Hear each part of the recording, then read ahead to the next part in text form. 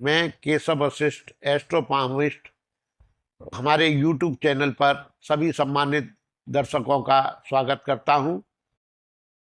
इससे पहले वीडियो में मैंने आपको दो प्रकार के हाथों के विषय में जानकारी दी थी। अब मैं तीसरे प्रकार के हाथ के विषय में आपको जानकारी देना चाहता हूं। कृपया उसको ध्यान से सुनें। तीसरे प्रकार का जो हाथ होता है उसको हम कहते हैं चमचाकार अथवा चपटा हाथ। इस प्रकार के हाथ वाले व्यक्ति जो है पूरी तरीके से इनको हम कह सकते हैं कि कोई आविष्कारक है, कोई इंजीनियर है, कोई नई विद्या के द्वारा हमको समाज को एक गति देता है। आविष्कारक हाथ जो होते हैं, चमचाकार जो मैंने आपको चपटा हाथ बताया, तो इसका आप अंदाज इसी बात से लगा दीजिए कि जो है जैसे चमचा होता है, चम्मच होती है, आगे की जो उंगलियां उसकी होती हैं वो उंगलियां महीन उंगलियां होती हैं, पतली उंगलियां होती है, और उंगलियों के नीचे जो हथेली जो होती है वो चपटी हथेली होती है। और इस प्रकार के हाथ वाले जो व्यक्ति जो हैं, मैंने अनुभव में 40 साल के अनुभव में मैंने ये देखा है, जो बहुत बड़े सर्जन जो होते हैं, बहुत बड़े आविष्कारक जो होते हैं, जो लिखते हैं, उनकी उंगलियां बहुत पतली उंगलियां होती हैं, और वो आसानी से अपनी कला के माध्यम से समाज को एक नई गति देते हैं। जैसे रेलवे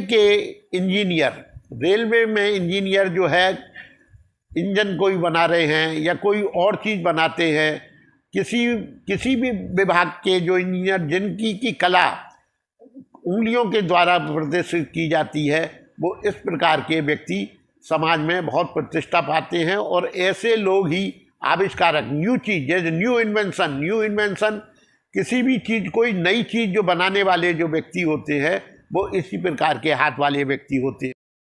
अब मैं आपको चौथे प्रकार के हाथ के विषय में कुछ जानकारी देना चाहता हूँ। चौथे प्रकार का जो हाथ जो मैं अभी बताने जा रहा हूँ, ये एक दार्शनिक हाथ के विषय में मैं आपको जानकारी देता हूँ। दार्शनिक हाथ आप नाम से ही समझ गए होंगे। ऐसे जो व्यक्ति हुआ करते हैं वो समाज से कुछ अलग हट करके होते हैं।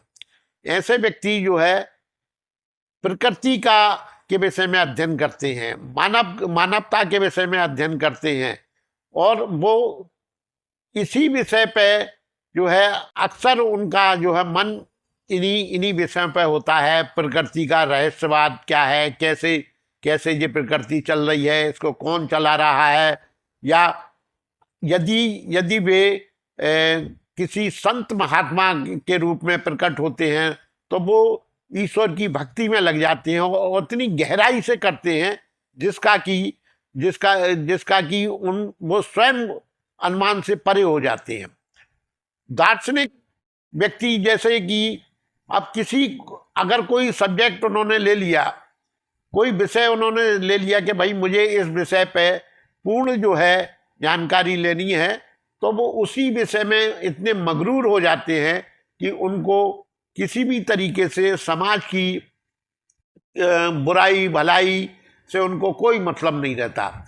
और यहाँ तक कि वो अधिक धन का संचय करने में ही, जैसे और हाथ वाले व्यक्ति होते हैं, वर्गाकार हाथ वाले व्यक्ति, जैसा कि धन का अधिक संचय करना, इनको धन से कोई विशेष लालसा नहीं होती।